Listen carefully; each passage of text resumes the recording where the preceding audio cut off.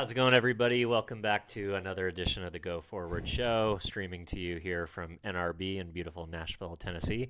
And we have Nicki White with us. Nicki White is the author of The Path After Grace, The Journey.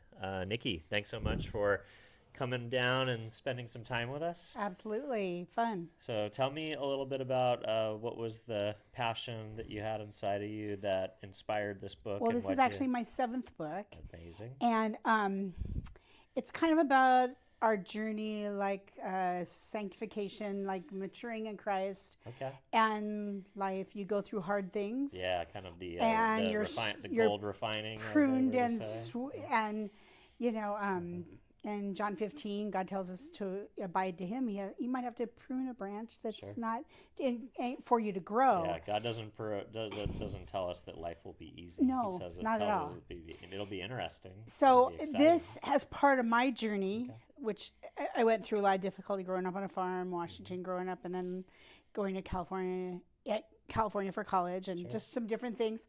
And then there's like there's some people's testimonies of things that they've gone through, like Amazing. loss of a child, Yeah. or type 1 diabetic, or quadriplegic. Ooh, yeah. Some different things, unexpected things happening, and them questioning why that would happen.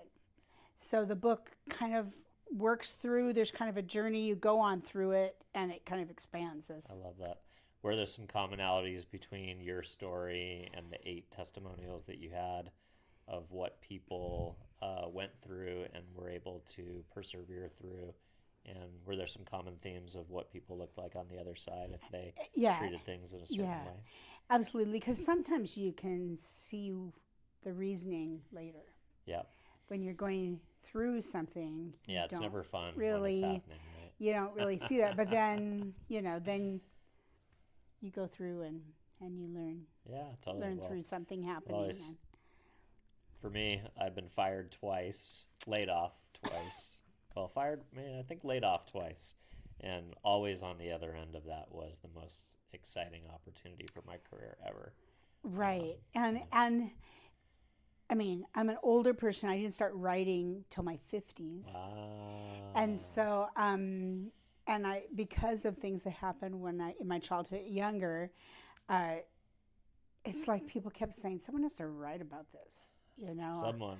and I knew my sister wasn't going to, and I thought, I guess I'm going to have to try to do that. And so, Almost like a responsibility. Like if your story wasn't told, it would almost be irresponsible. Right. In a way. Well, and the thing is that if you can help someone in some way, and it's hard as an author. You don't sell very many books, Sure. and unless you're a famous person, Yeah. and but you have to think, man, if that one person is helped from it. Totally. Yeah. Sometimes that's all it takes, right? Right. Yeah. No, I hear you.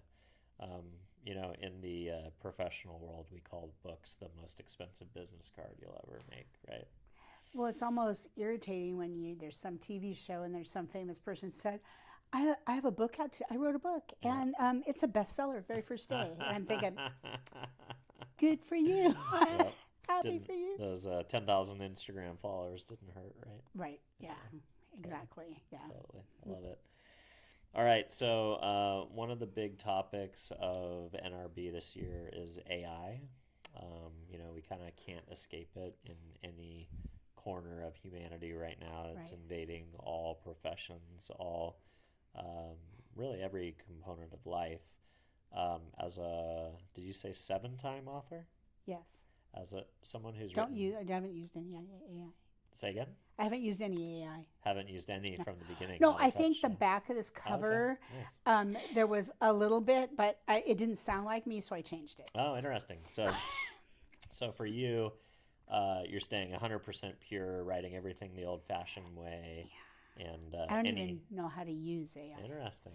Okay, so no creative co-piloting, no using it for answering questions. I have a movie I'm working on, and maybe I could do part of it with that. No, I think helping that's me interesting. along with that, since I'm not a fiction writer, Sure. so I'm not used to doing dialogue and that kind of thing. So, what about as a book writer? As I can understand, like an author has to wear a couple of hats. You have the hat of the creator, right? Mm-hmm. So that's content being downloaded from your brain to the page, Yeah. and whatever way you get that into, whether it's typing or writing by longhand, whatever. But then you also have your other job, which is being a marketer and getting the book out there I'm and not getting good it at sold. that. Well, yeah, right. I'm a creative person. I have Sure. like a billion ideas. Yeah, I love that.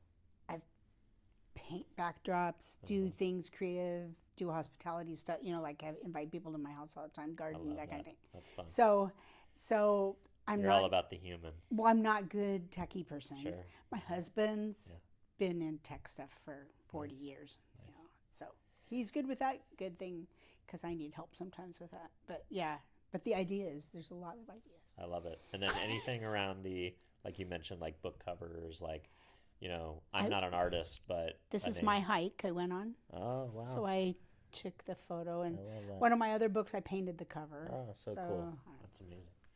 And then what about the organization of, like, book tours and who you're going to send it to and all those types of things? Are you using AI for any of that kind of organization or marketing? Things That would be nature? an idea.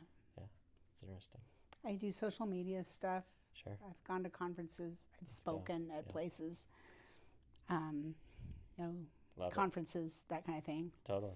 And I think you mentioned something that's also interesting. 82% of all movies and television still come from books, believe it or not. So most things are adaptations. You mentioned you're working on a screenplay. A lot of times books are the beginning of a journey, not the end of a journey. Yeah. Is your screenplay an adaptation of one of your prior works? I have two that I'm working on, and one of them does follow with some of my path. Mm-hmm. Being an adopted person, having death in the family, like growing up on some things that happen. Some of it has to do with that. But the one that's more complete, that I've, kind of working on, talking to people with, is about human trafficking. And my third book, Bold, Living Intentionally Obviously, in Today's World, with Sound of Freedom, that was pretty amazing. Yeah, and it deals with someone, like a girl, a law student helping someone pull out of it. And so it kind of deals with her